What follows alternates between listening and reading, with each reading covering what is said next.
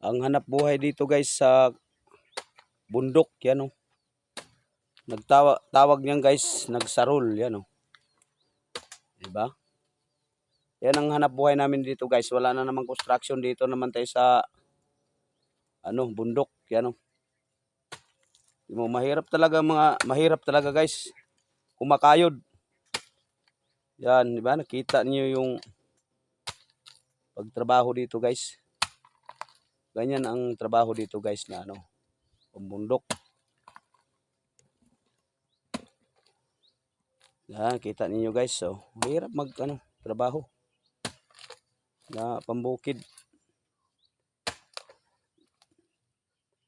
Di ba?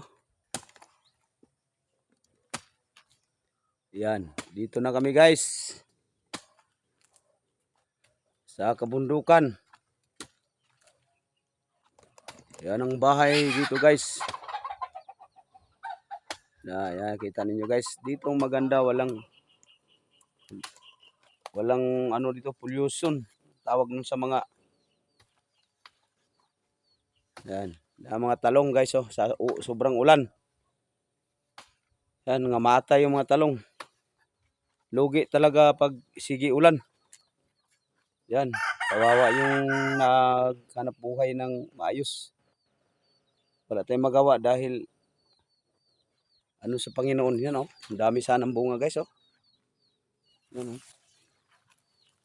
Yan oh. Kinain ng uod oh. Sayang guys. Tapos yun itong talong nila oh. Yan, mga sili oh. Yan ang sili guys. Dito ang daming bunga oh. Pag masipag ka lang dito guys sa bundok, talagang hindi ka na bumibili.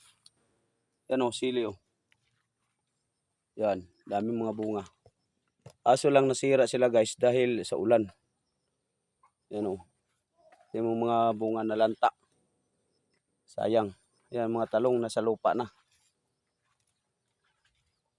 Yan.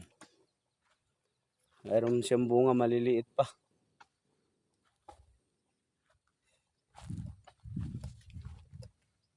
Pinasyalan natin dito sila guys.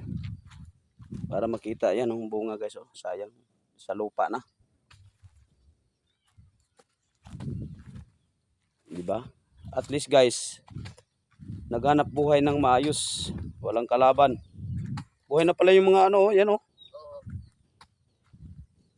Yan pa. Ukra, oo. Buhay na pala, hindi dapat na magkamakan to. Dapat gipangkuanan og kanang kahoy ba?